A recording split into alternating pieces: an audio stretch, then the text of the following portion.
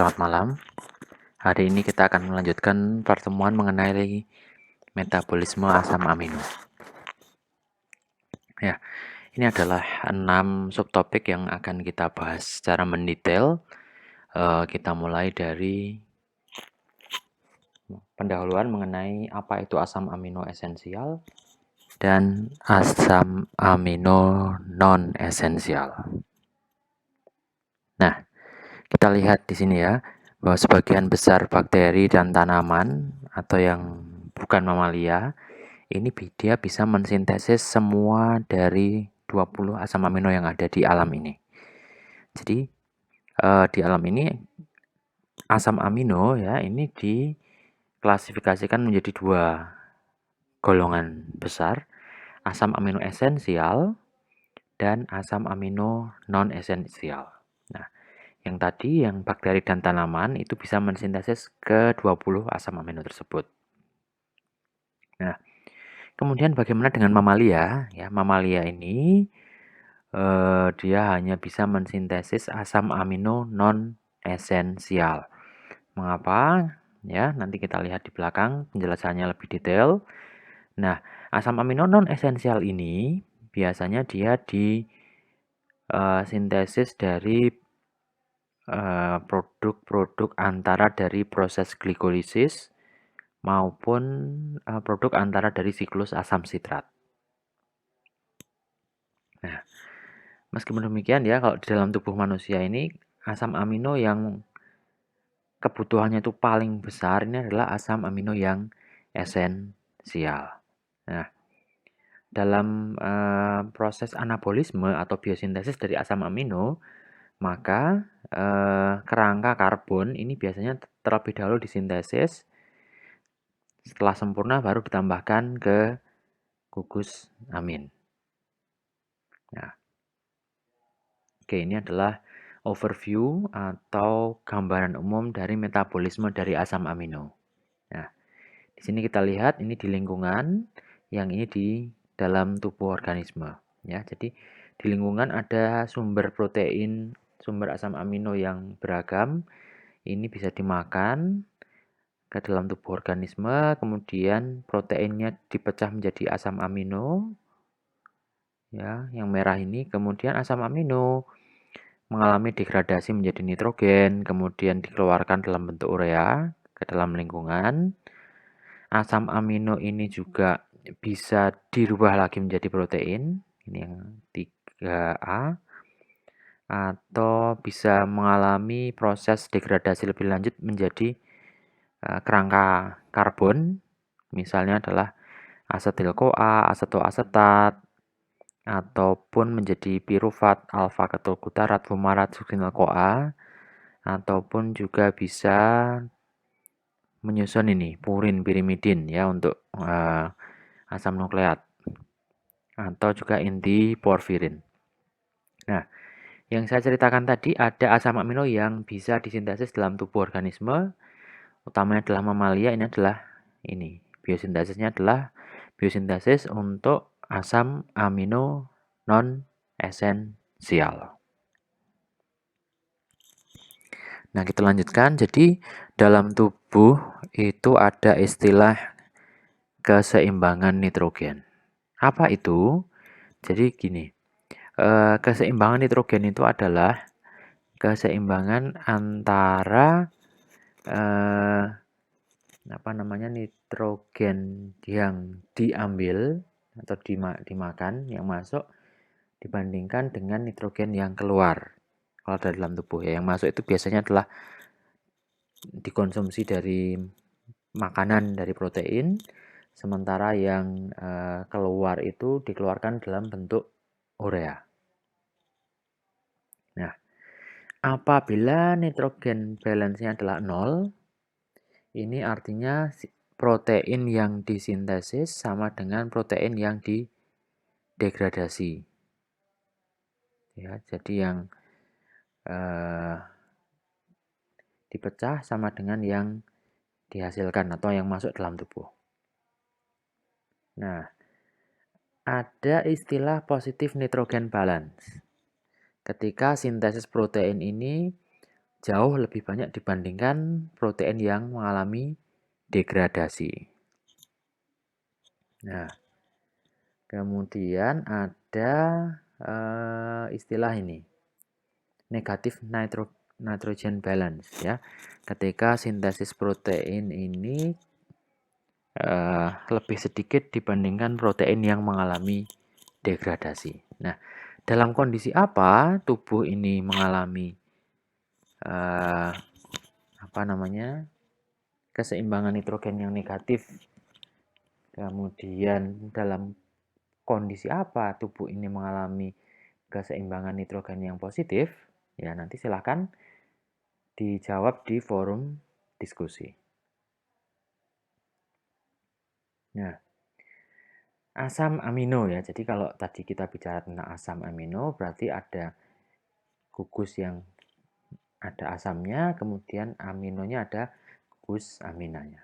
Nah, asam amino ini merupakan prekursor untuk penyusun berbagai macam biomolekul. Ya.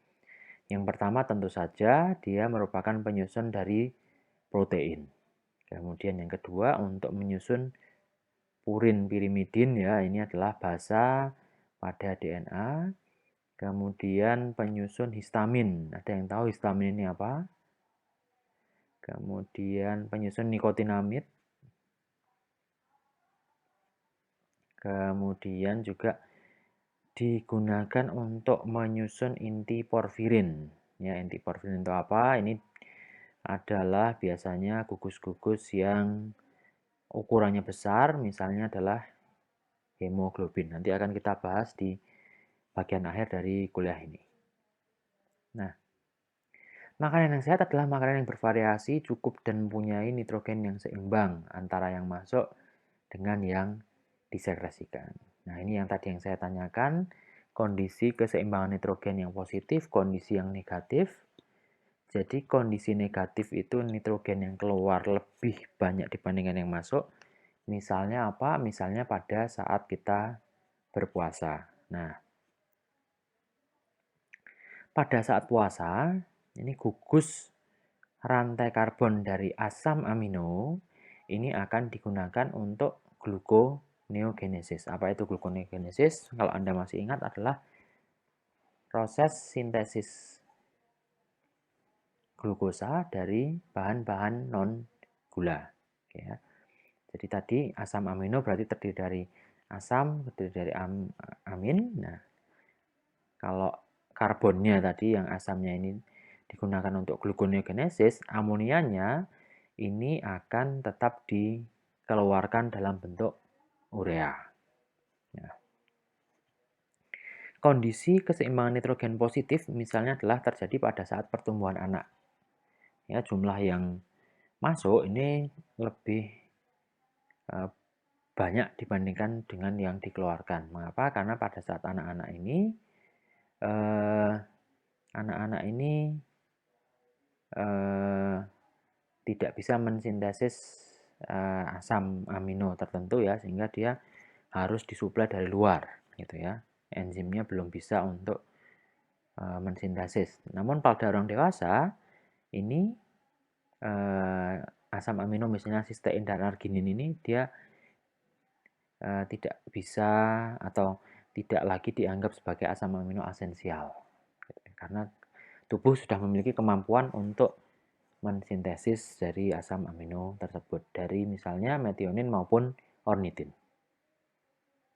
Nah, itu tadi pemaparan pendahuluan mengenai asam amino esensial dan asam amino non esensial. Kita lanjutkan ke materi yang kedua tentang fiksasi nitrogen atau similasi nitrogen. Oke, siklus nitrogen dan fiksasi nitrogen.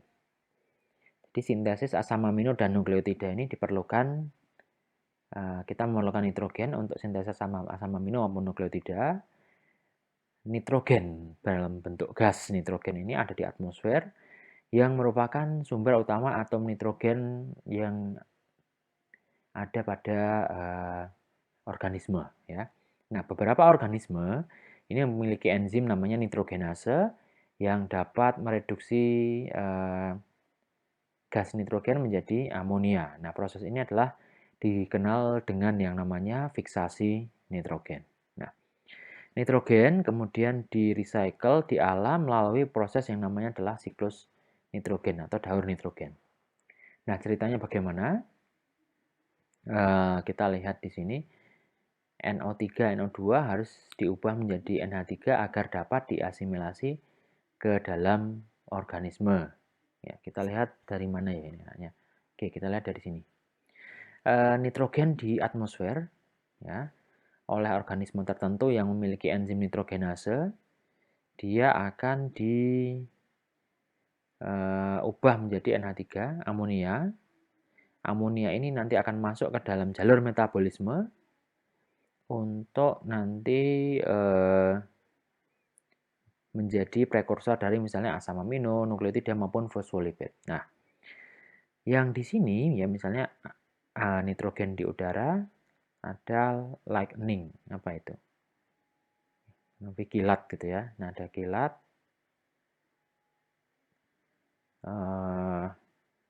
Ini N2 akan dirubah menjadi NO3, nitrat. Nah, nitrat ini ternyata dia bisa balik lagi reaksinya jadi N2. Nah, setelah jadi nitrat, oleh enzim nitrat reduktase menjadi nitrit, nitrit oleh enzim nitrit reduktase menjadi amonia. Nah, proses nitrifikasi atau asimilasi dari nitrat ini memerlukan dua enzim ya. Di sini adalah nitrat reduktase. Nitrat reduktase yang kedua adalah nitrit reduktase yang di sini merubah nitrit menjadi amonia. Nah, proses fiksasi nitrogen ini, apakah manusia bisa mengalami fiksasi nitrogen? Jawabannya adalah tidak, ya, karena ini hanya bisa terjadi di tanaman hijau, di fungi maupun di bakteri.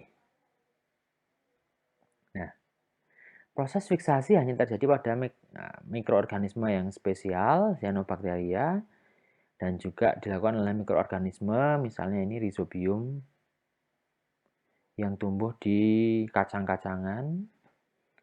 Ini tadi enzimnya. Nah, tadi ya, setelah diubah menjadi amonia, maka amonia akan masuk dalam proses metabolic pathway. Amonia yang dihasilkan dari asimilasi gas nitrogen tadi akan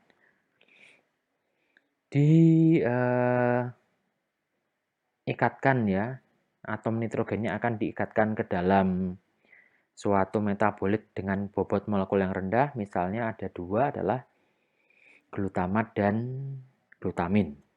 Ya, ada dua, glutamat dan glutamin merupakan suatu molekul dengan bobot molekul rendah yang digunakan untuk mengikat atom nitrogen dari hasil asimilasi atau fiksasi nitrogen. Nah, ada dua enzim yang terkenal, glutamat dehidrogenase, satunya adalah glutamin sintetase. Jadi, glutamat dehidrogenase, berarti dia adalah enzim yang digunakan untuk biosintesis glutamat. Nah, yang satu, glutamin sintetase adalah enzim yang digunakan untuk mensintesis glutamin. Nah, dua enzim ini adalah enzim yang sangat terkenal yang berperan pada asimilasi yang berperan pada pengikatan atom nitrogen ke dalam molekul biomolekul dengan bobot molekul yang rendah, yaitu glutamat dan glutamin.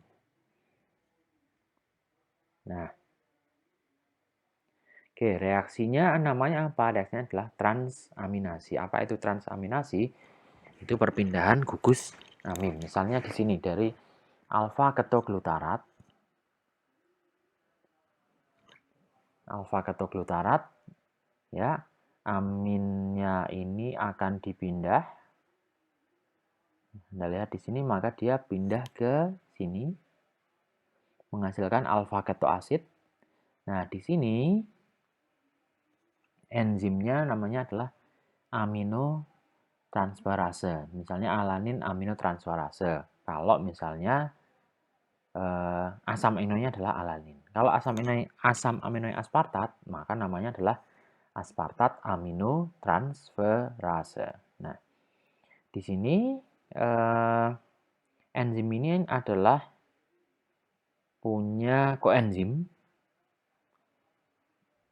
yaitu piridoksin atau vitamin B6.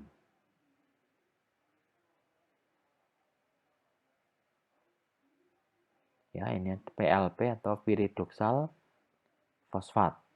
Ya. Nah, PLP merupakan gugus prostetik dari aminotransferase. Apa itu gugus prostetik? Anda pasti sudah diterangkan oleh Prof. Edimeanto. Saya tidak akan mengulas lebih lanjut. Ya, apa bedanya koenzim? Apa bedanya apa koenzim dengan misalnya gugus prostetik?